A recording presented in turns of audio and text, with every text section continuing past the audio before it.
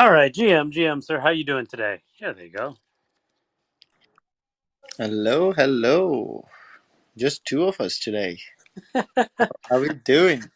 We're back to where we started. Circle of life, eh? Yeah. Well, so it goes. Still doesn't mean we can't have a good conversation, you and I. How are things on your end of the world? All good, all good. I just realized that Donnie is going to be speaking in Amsterdam, and ironically, I'm going to Amsterdam as well on the 12th, 13th, 14th, and 15th. So I might see Donnie in there. But that was just a Oh, complete that'd be random. great. It was just a random me going to Amsterdam. I didn't even know Yeah. that there was a Bitcoin conference happening there. So I think I'm 100% going to link him up over there. So that'll be interesting. Yeah, that'd be great. I think, well, first of all, I think just the Bitcoin ecosystem seems to be causing a little bit more waves internationally, and I really love to see that.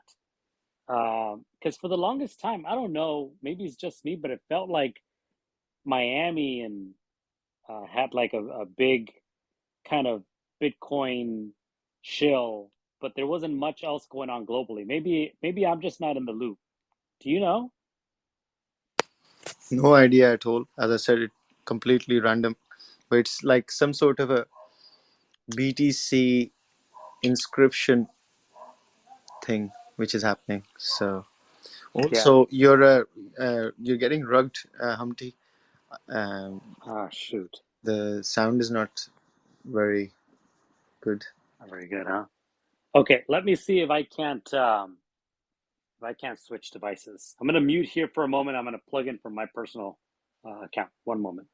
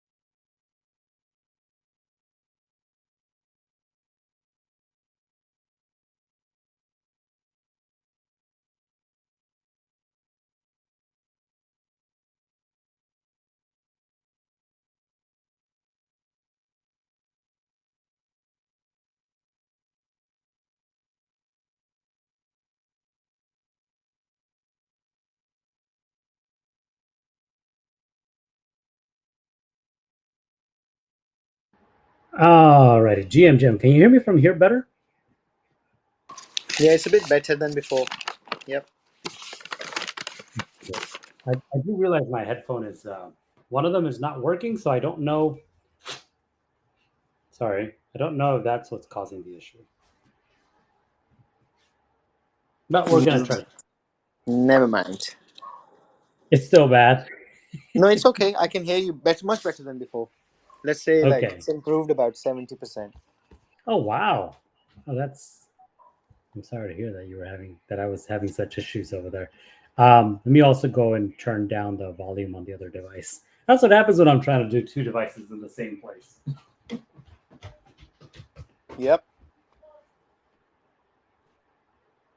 And so what's happened to the attendance? I think was the links weren't sent out or something. I think I think they always send that out, but I think the effectiveness of kind of some of these tools that were used to try to get more attendance has diminished, and I think part of that is just the tool itself is not getting the same type of conversion, just generally, not even just ontology.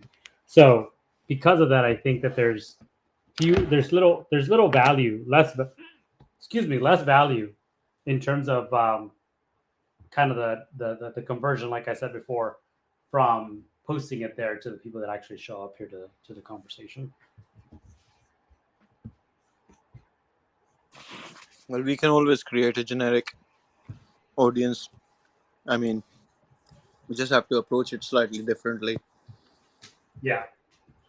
Well, I think we're doing a pretty good job though at kind of extending the value of some of these tools. So I think Link Three. I think we're not the only ones at Ontology that use it. There's so many other projects that you're using this, but there's ways of like extending the value of these tools. And I think one of the things that we were doing pretty well up to a point is we were creating, I guess, conversations with pretty, I guess, for lack of a better word, sticky titles that really talked about something that was obviously relevant, but could be potentially controversial, right? And because of that, I think we were able to see a lot of interesting conversations develop from that.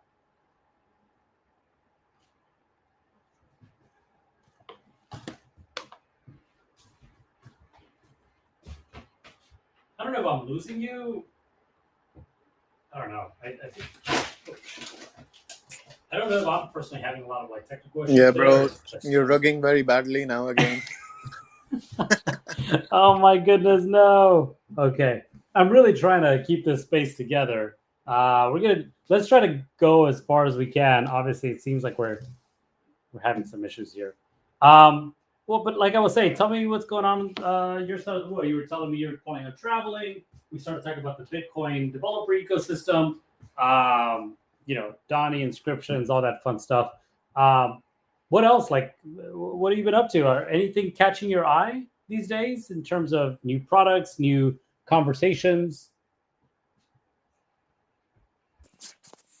Not really, to be quite honest. Everything is just like LARPs, uh, just regurgitating the same kind of thing in a different context. Nothing very interesting is happening. That's why I've been like focusing more towards um, looking at it from a bird's eye perspective, if anything, looking at the whole ecosystem, especially the NFT ecosystem seems to be getting a huge hit from everything. And it's going to be interesting though, despite all of this negative sentiment, how we pull out of it um, in terms of like BTC and Ethereum are concerned. They seem to be plodding along forward well. You know, technology seems to be being incorporated in a lot of different um, aspects, as we've talked about before. But clearly, the technological aspects and the way the markets work and the sentiments which drive them and the external variables which have an impact on them all have a huge impact. And I think this is what we are seeing right now, an amalgamation of all these concepts in one. As a result, we see stagnation and maybe a throttle in innovation. I think AI seems to be like moving forward in a very interesting pace. I mean, last week I think you could literally, you know, show a picture of whatever you're working on, and it can conceptualize that. Now you can talk to it, and it can conceptualize on the ideas just by the conversations. You can brainstorm with AI, literally talking to it. So, future is gonna be interesting, and Amsterdam's gonna be interesting as well because I didn't realize that there was BTC inscriptions happening while I was on holiday in Amsterdam just for a couple of days, 3 days. But ironically, fate has something to say here. So let's see what happens there. What about you? Yeah, man. Thanks for throwing it back to me. You know, the world that I've been living in for the last like 6 months has been heavily in data. Like I've become data obsessed. Actually, for a while, is it still there? No, for a while I had changed my headline on here on this X app to data obsessed because obviously I would say sometimes I preface too much instead of just answering the question directly, which I wish I could fix that, but I can't. Um, where my obsession with data started was ontology. This whole idea of like decentralized identity and data, which they've been talking about for years now, it just really made sense to me when I joined, like, gosh, like almost 2 years ago. And I've only been falling deeper and deeper in that rabbit hole. I would say bear market vibes for me have been how can I leverage data to create value in terms of a product that people can use, leveraging also some of the other emerging technology with it. So blockchain is an obvious piece of that puzzle because that's the space that I've been working in for several years. But AI too, obviously you mentioned it a little bit too. But also looking at some of the leaders in this space who have been having conversations that are not necessarily about just blockchain or Web3. And what I mean by that is one of the projects that I always really look to for inspiration is Gitcoin. I've talked about them several times, so might not be new to some of the people listening to this, but they're always talking about public goods funding, Sybil resistance, which obviously that has a connection to decentralized identity and verifiable credentials and reputation and everything else that ontology, stands for. But they also talk about like regenerative crypto economics and looking at, cryptocurrencies or just cryptographic technologies as a way to accelerate uh, an economy that values positive sum games versus negative sum games. And I think through today, I would say even, yeah, through today, like you look at a lot of the social apps that are just catching fire, like Frontech, obviously, I think was pretty innovative, and I still actually like Frontech for a lot of things that they've built. But I obviously there's a couple of things in the degenerate, zone that is not really my vibe, never really has been. But there's a lot of things that I think that they've brought, like PWAs, they've made them cool again. Account abstraction, I think that's a huge one in terms of how they're making it easier to onboard people to crypto apps without people even knowing that they're using a private key for their accounts, like stuff like that, which I think is huge to accelerate the adoption of Web3. But I think that there's still a lot we could do in terms of like changing the narrative from degenerate to regenerative. And that to me is, you don't have to look much further than Gitcoin to see the stuff that they're building, which is always a reason why I'm excited to see any way we can collaborate at Ontology with them, because I think that they're pioneers and have been for a long time in that space. All of that being said, I'm looking at how I can leverage identity, reputation, data, crypto economics in a way to empower people and have them win, like create these like positive sum games where people can win uh, based on, you know, good activities, good behavior. And by good, obviously that's very, subjective, but the subjectivity I think comes from the organizations or individuals who wish to reward people for certain activities. So stuff like that is really what's been intriguing me. So I've been really falling deep, deep, deep down the rabbit hole of data.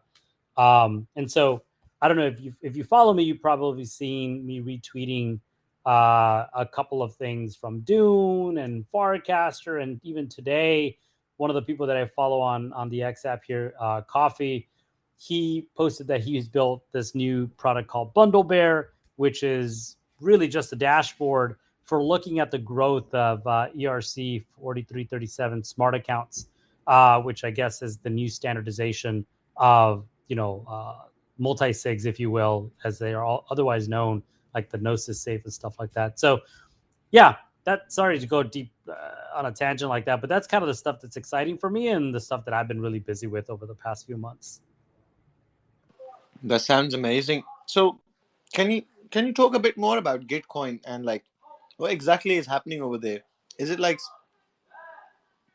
something like GitHub, where you just People think that. Yeah, people. I don't know. I think the Git, which I think is a very common way of like attributing back to GitHub if you're building something within that ecosystem.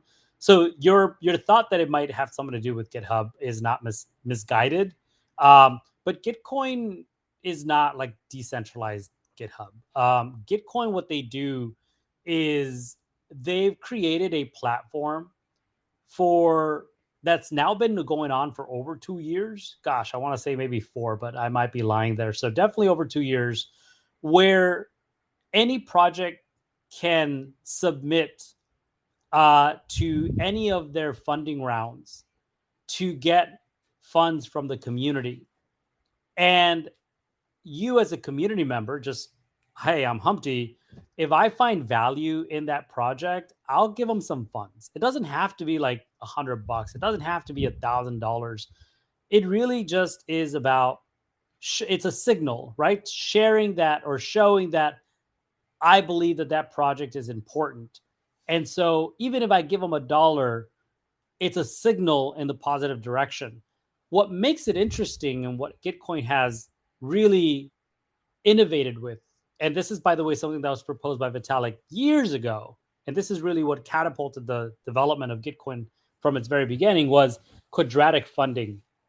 And quadratic funding is a mechanism that allows you to have a multiple of those rewards as a project, have a multiple of those rewards funded by a pool that is matching all the grants during that round. So to give you an example, they're now on round 18. And I think they have one of these every quarter. At least that was the case before. I think it's going to be accelerating because they actually decentralized the protocol for Gitcoin grants. But they're on grant 18. And in each of these grants, they have pools of money that have been donated, not just by Gitcoin, but institutions like Uniswap and Aave and the Ethereum Foundation. All of these organizations put money into these pools, and the more individuals donate to you, right? Remember, I said it didn't matter they gave you $100. What mattered was that they signaled with at least $1. The more individuals that are donating to you, the higher the multiple of return that you'll get from that pool. So the value is, don't give me $100. Go out and find 100 people to give me $1, because the more people that are contributing to me, the higher the signal to that pool to match and give me funds. And those funds are in the hundreds of thousands of dollars. So you could unlock tens of thousands of dollars for your project, even if you got like a couple $100 from the community. It really, what matters is an individual donation. But because of that, it's a security risk, because now you have Sybils, which are these fake accounts, bot accounts, that users use to give hundreds of donations to a single account, right? So to a single project, sorry. So then the job of Gitcoin has been to find ways to resist, kind of those Sybils or those fake identities. I hope I did a pretty good job of explaining what they're doing over there. Does that make sense to you? yeah, very interesting. And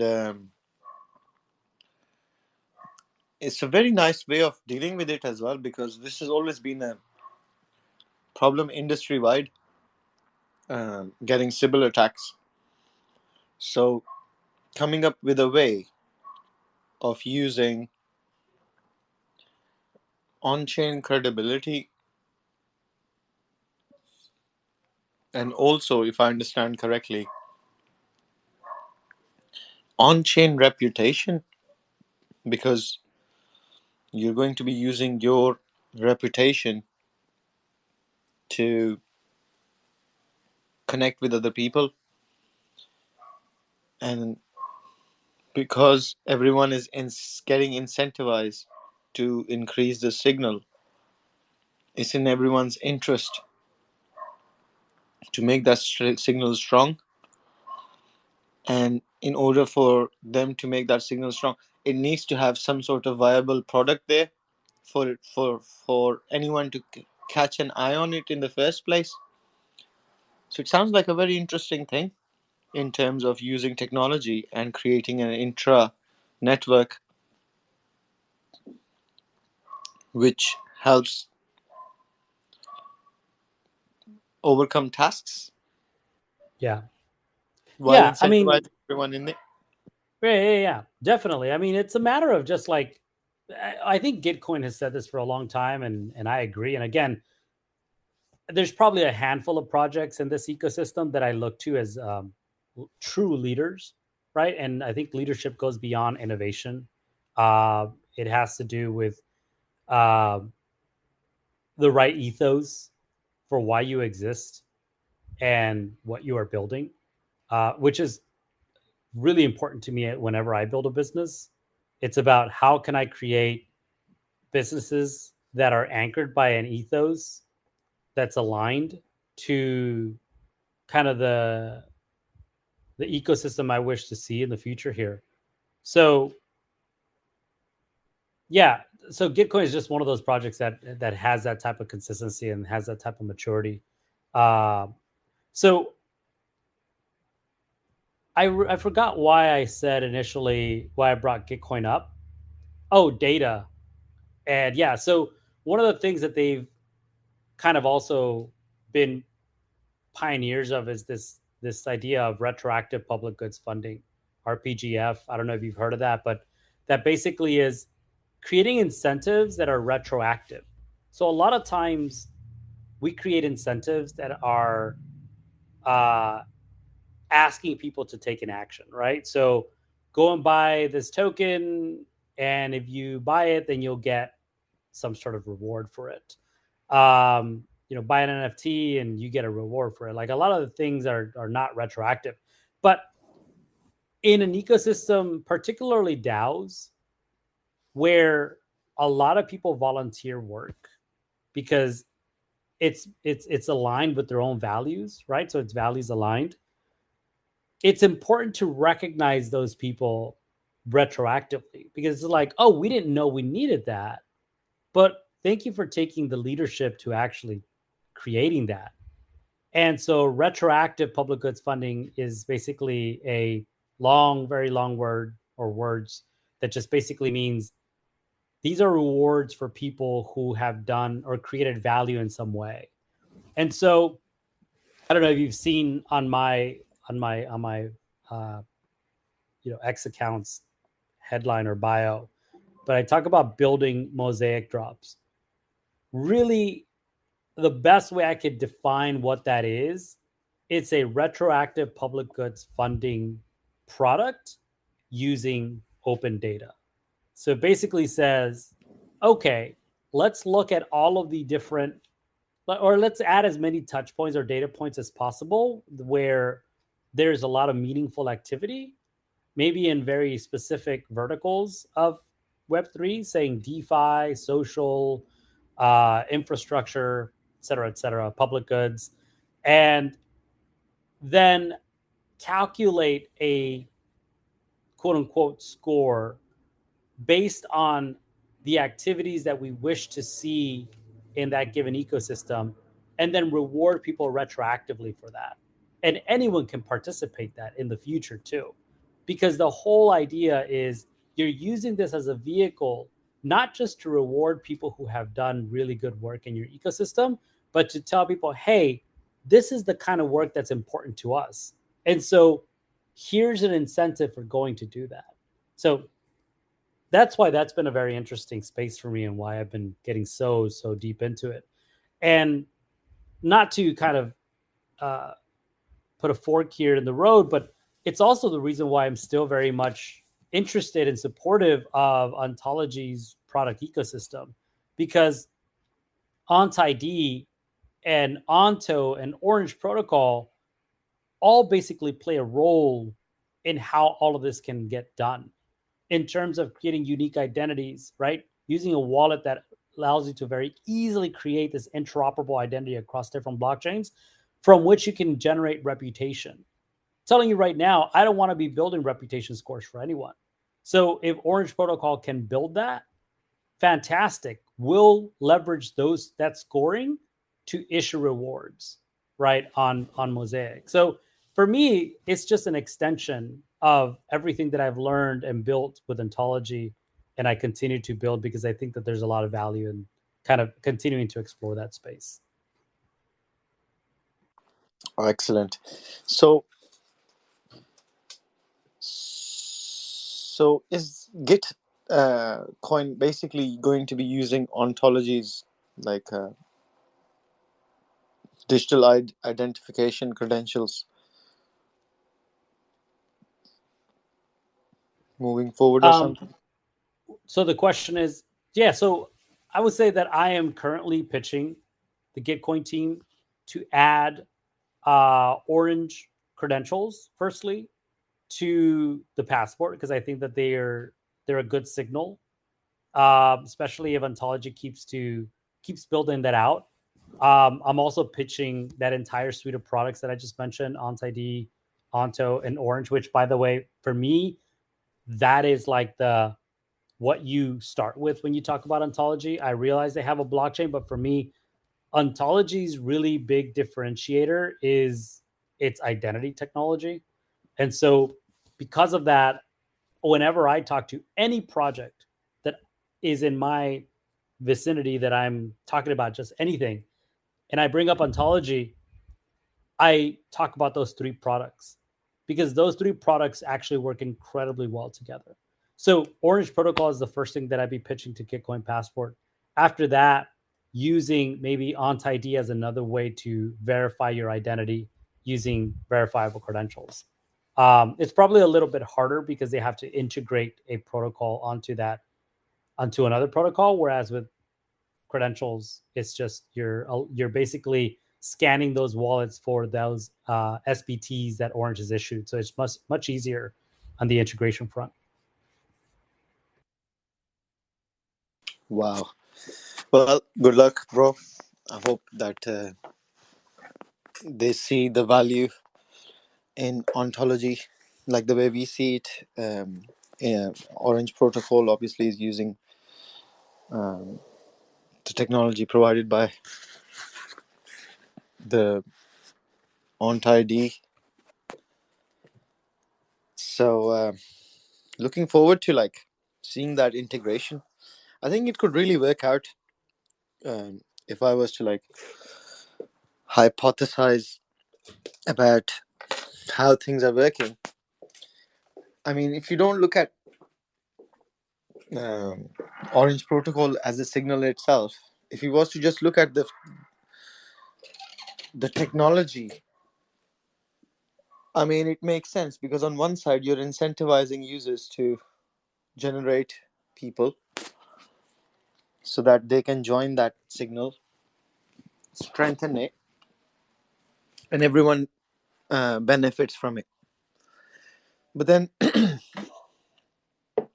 I'm sure KYC regulations and geopolitical locations would require some sort of a identity verification. So that could be one use case which is sitting there, that you could use like a digital identity to like KYC people who are using a certain specific signal. Because I know we talk about decentralization and it's all about like, power to the key holder and stuff. But every time you're going to off ramp, there would be an aspect of KYC. So that integration on the top, from the top of my head, I can see that integration moving forward smoothly. Other concepts could be like, different signals which are being used inside Gitcoin. They're utilizing the power of Orange Protocol and ontology, and utilize it in their own innovative ways, and that opens up an endless possibilities kind of situation, which is good. I'm glad that you picked that up, Humpty. That sounds fantastic.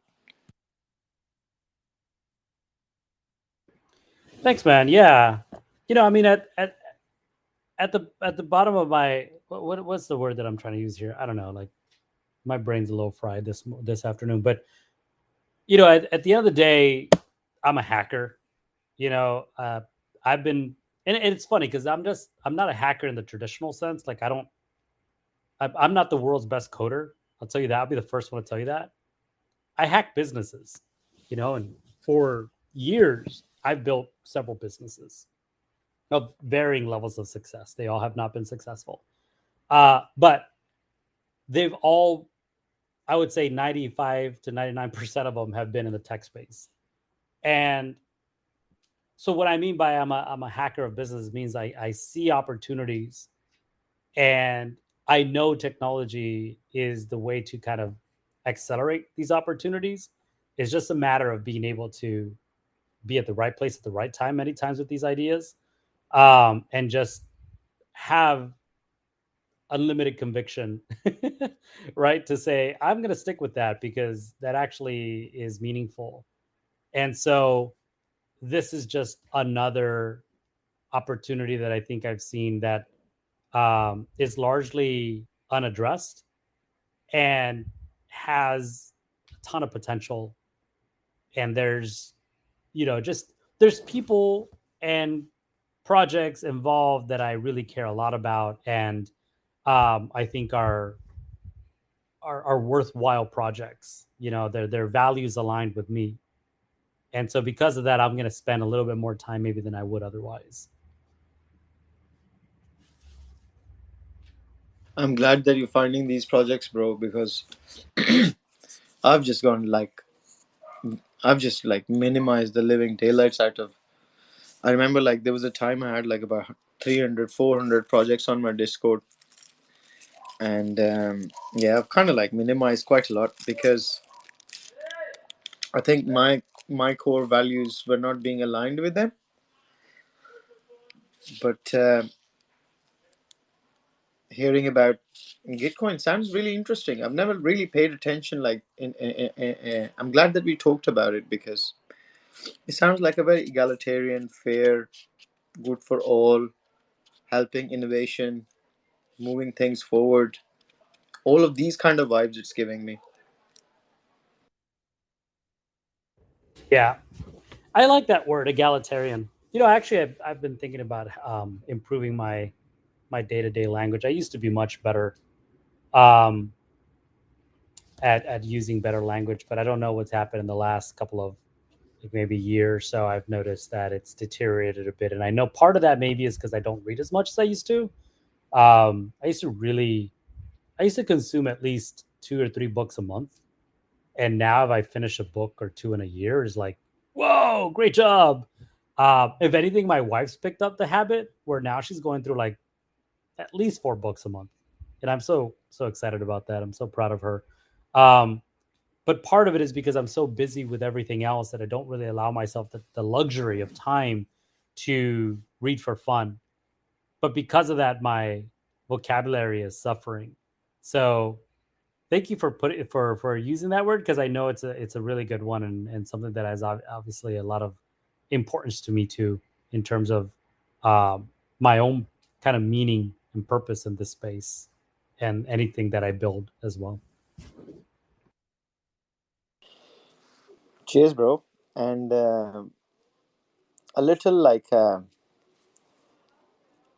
life hack, I would say, in terms of like trying to get more exposure from books is Audible.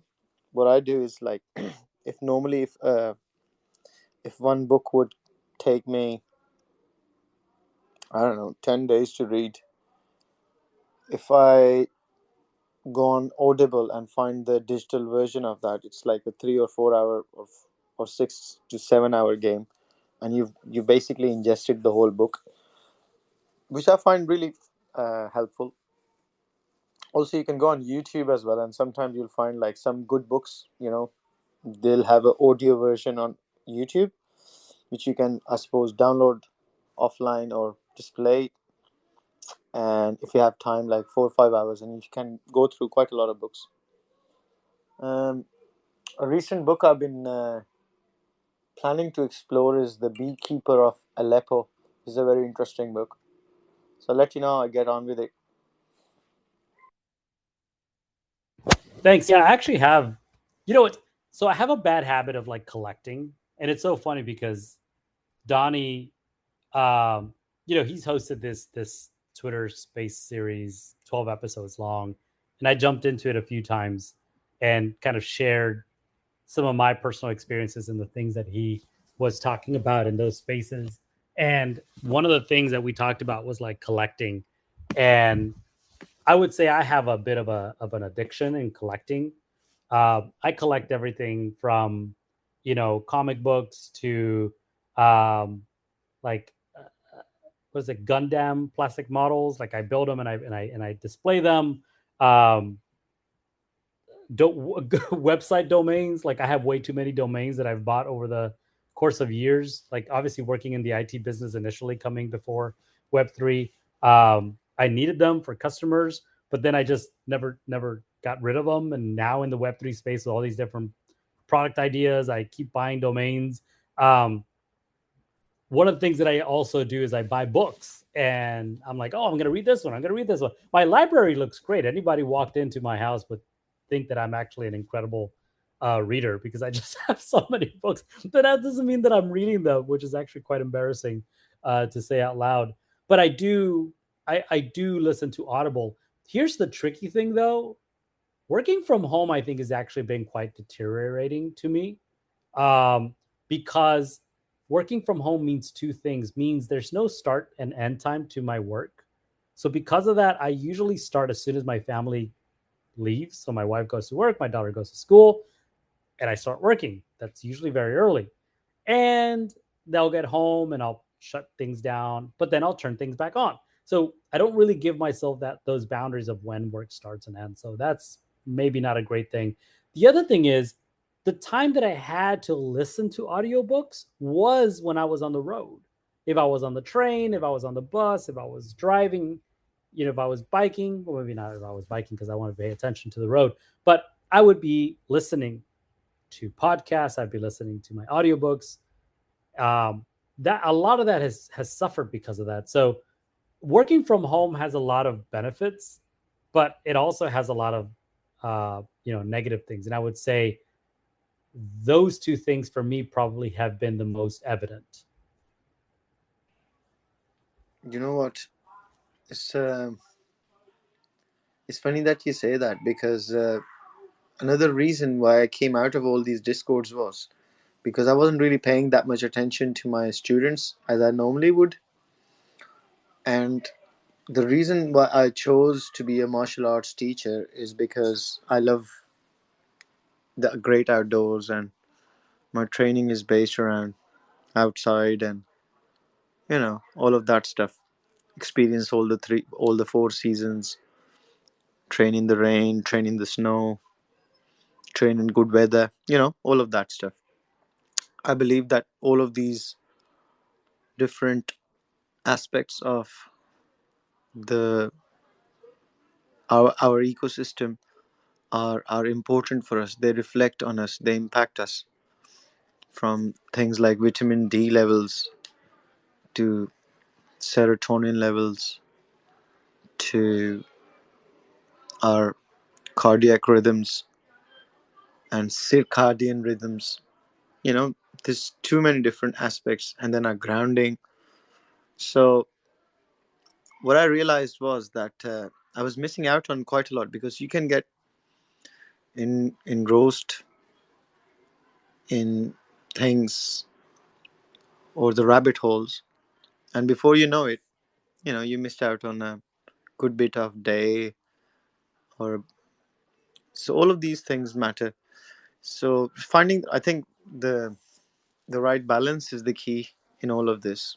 So even if you're working from home, or when you're working like from not from home, it's just, I think, finding the right balance. So maybe like incorporate some of those walks in between or something like that too. That would be my, I'm sure you're doing something like that as well, but That would be my advice, because I really missed that when I was like doing my discords and stuff, and peak 6, 7, 8 months ago. I missed out on all of that, and I'm sure like it impacted my eyesight.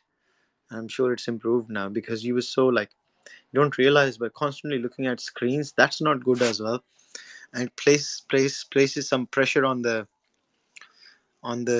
back of the head. And as we get older, all of these things, they matter a huge amount. So waking up in the morning, doing meditation, lots of deep breathing, maybe going out for a walk and stuff, these type of things, they make a huge difference. So yeah, that's how I've done it, bro. Yeah, that's good, man. Thank you. I appreciate that. Um, but I love, it's so funny. Like when I talk to you up here, and we stick and we follow the path what we normally do on these spaces, which is of discovery. I find that the conversations take a different tone with you as my co-host, or with Donnie, or when we're all here, which is pretty funny. Um, Ours takes a much more spiritual path, I think, and I think that just speaks to your kind of martial arts and being a teacher and all of that, which I hugely appreciate. Is the best way I can put it. Yeah, man, it's been like almost 10 years since I've actually been teaching students. And obviously it's been 34 years since I've been a student, and I still am a student. But yeah, I was talking to one of my students today. I was like, 10 years, man, I've been teaching you guys. Bloody hell, that's a long time. Yeah, no, that's fantastic. I think it also takes a very special person to want to be an educator in any domain, not just martial arts. Like it takes very special people. My wife's an educator, and it's a very un what's the word I'm looking for? People don't recognize the value in that enough, I think. But I think, yeah, it takes a very special person in terms of like being caring, both about your students, but the subject matter, having a good ability to communicate these ideas. Um, which, I think, not to get too far from what we normally talk about here, is also kind of some of the stuff that is missing, sorely missing in the Web3 space. I don't think we have very good educators. There are a few, yes, that I think are exceptional, and because of that, they created a good brand for themselves and a platform on which they build. But I think that there's still a lot left to be desired. It's one of the reasons why, I, not to keep shelling kind of some of the stuff that I do, Crypto Sapiens, the podcast, which now we just call a media platform, because we've gone beyond just kind of creating a podcast. We have a newsletter. Um, we're creating an incubator pretty soon. Um, so there's a lot of different things that the team there is building. And when I say we, by the way, I should say I'm one of 8 people now, and I contribute less and less every day. I'm involved more at a high level now than I was in the very beginning. In the very beginning, it was me showing up, making all the decisions where capital got allocated for funding different kind of initiatives, recording, selecting people to come onto the stage, recording these, scheduling this, distributing this, marketing this. It was all me.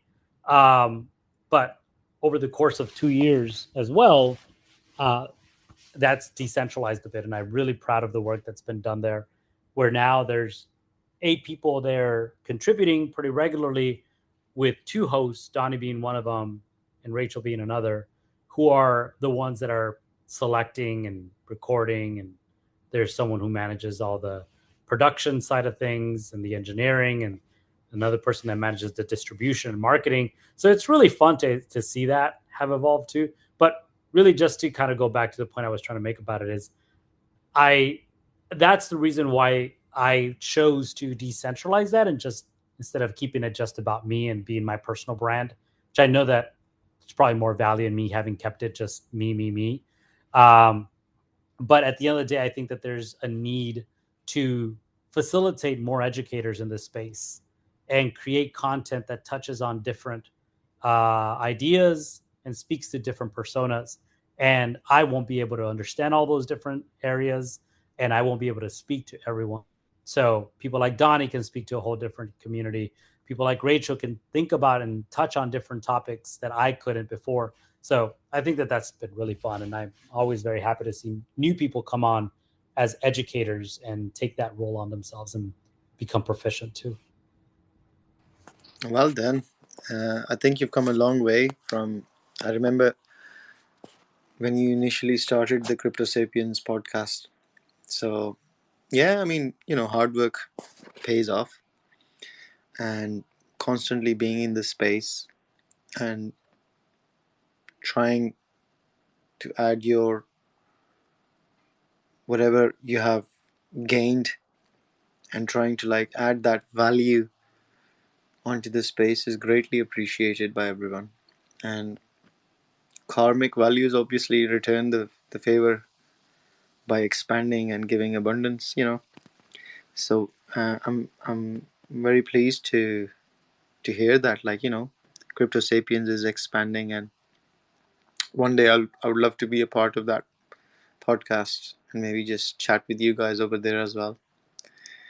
And yeah, it's all about like creating these different. And this is something which I love about you, Humpty, that you're constantly like poking holes and creating things and creating something and actualizing on things. I think that's very important, which sometimes is lacking. Like me personally, like I've got all these different ideas, but then I'd sometimes get like uh, because I get busy with other things, and like those ideas end up being in the back. And I've noticed you're very proactive towards approaching those ideas and getting things together, and it eventually pays off as well. So good on you, brother. And I need to learn this articulateness, I would suppose. How articulate you are towards doing things. I would like to learn more and try to copy that as well, because being in a speaker state, it's been a huge you've been a huge inspiration for me and my journey in Web3 as well. So well done. It's always nice to hear these wins.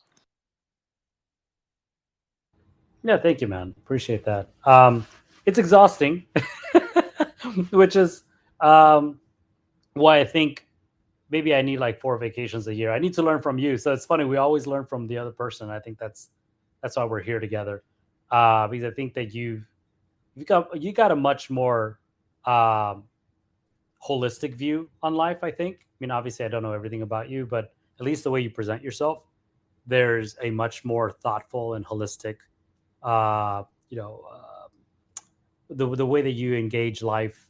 And maybe I'm a bit more singular, where obviously family is important, but business is a big part of who I am, and so I put that many times right in the front. Obviously, not in front of my family, but right up front, and very little time for everything else. So I think maybe touching grass for longer periods of time is going to be valuable for me. I think this year I probably took a week off, and even then I was checking in, so not fair to myself. But I think that just goes to show that there are opportunities, obviously, for ourselves to learn to do and be better, and the only way we can do that is by connecting with one another. Yeah, man, 100%. I've actually looked into this whole you know science behind it, because and this is what I learned from again martial arts. And what I realized was that, like, if you keep doing the same, if you keep throwing the same punch, eventually you get repetitive strain injury. you know so, like, in the way it's showed in the movies, like, the hero is constantly kicking and throwing punches and stuff. Eventually you end up having injuries on the elbows and your shoulders, and you have and this is not how you channel. It's about understanding and reinvigorating your body, okay, like by doing other movements, not just the one movement, by exploring other aspects of your being, like kicks, like stretches, like having a strong heart, like cardiac abilities. So that's just the body, okay. But then in life or business construct or in everything else as well, the way I look at it is the same.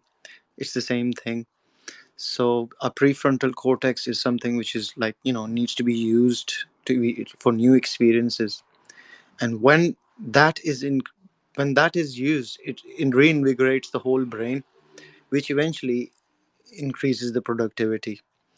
So it's all connected, really, if you think about it. Like those movements and that wisdom which you concur from that movement, and then from that, you use that in your day-to-day life, and then it eventually translates in your productivity.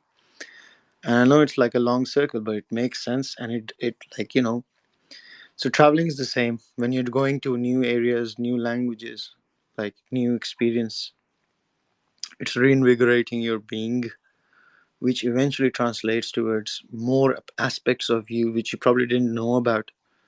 Like since I've come back from Spain, I've become such a brilliant chef now because I'm using olive oil more, and I know how to use olive oil correctly. And it's just a little thing, but that has given me more energy to be able to talk in a much more articulate manner.